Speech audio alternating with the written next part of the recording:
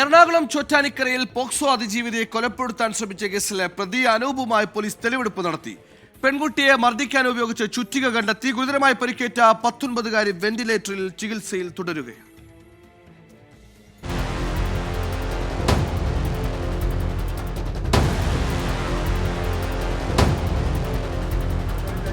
അനൂപ് ചുറ്റിക ഉപയോഗിച്ചാണ് പെൺകുട്ടിയെ ക്രൂരമായി മർദ്ദിച്ചത്.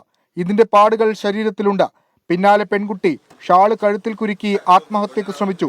ഷാള് മുറിച്ചിട്ട അനൂപ് ശബ്ദം പുറത്തു വരാതിരിക്കാൻ വായ പൊത്തിപ്പിടിച്ച് ശ്വാസം മുട്ടിച്ചു. പെൺകുട്ടി മരിച്ചെന്ന് കരുതിയാണ് അനൂപ് വീട്ടിൽ നിന്ന് കടന്നു കളഞ്ഞത്. ഇക്കാര്യങ്ങളെല്ലാം പ്രതി പോലീസിനോട് സമ്മതിച്ചു. സെക്ഷൽ അറ്റാക്ക് നടന്നിട്ടുണ്ട്. റിയാക്ട് ചെയ്ത സമയത്ത് അറ്റാക്ക് ചെയ്ത് സെൽഫായിട്ട് ഹാങ് ചെയ്ത സമയം കട്ട് ചെയ്ത് താഴെ ഇട്ടിട്ടുണ്ട്.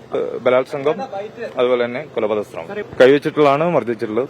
ചുറ്റുവെച്ചും മർദ്ദിച്ചിട്ടുണ്ട്. ദേഹമാസകലവും കൺഫ്യൂഷനുണ്ട്. കഴുത്തിലും അടിവയറിലൊക്കെ കൺഫ്യൂഷൻസ് ഉണ്ട്. പെൺകുട്ടി അബോധാവസ്ഥയിൽ 10 മണിക്കൂറാണ് കിടന്നത്. കുട്ടിയുടെ ബന്ധു എത്തിയതോടെയാണ് വിവരം പുറത്തറിഞ്ഞത്. പെൺകുട്ടിയെ ആശുപത്രിയിലെത്തിക്കുന്ന CCTV ദൃശ്യങ്ങൾ 24-ന് ലഭിച്ചു. ഇൻസ്റ്റാഗ്രാം വഴിയാണ് അനൂപ് പെൺകുട്ടിയെ പരിചയപ്പെട്ടത്. ലഹരിയടക്കം കൈമാറിയിരുന്നതായും സംശയമുണ്ട്. പ്രതിയെ നാട്ടുകാരും തിരിച്ചറിഞ്ഞു. അത് പരിസരവാസികൾ പലരും കണ്ടിട്ടുള്ള അവരെന്നെ ഉറപ്പിച്ചു അവൻ തന്നെയാണ്. ഇയാൾക്കെതിരെയാണ് നമ്മൾ നേരത്തെ പരാതി കൊടുത്തിട്ടുള്ളത്. തീർച്ചയായിട്ടും അനൂപിനെതിരെയാണ് പരാതി കൊടുത്തിട്ടുള്ളത്. സ്ഥിരമായി വരുന്ന ആളാണ്. കേസിൽ മറ്റു പ്രതികളില്ല. പെൺകുട്ടിയുടെ സ്വത്തുക്കളും പ്രതി ലക്ഷ്യം വച്ചിരുന്നതായാണ് പോലീസിന്റെ സംശയം.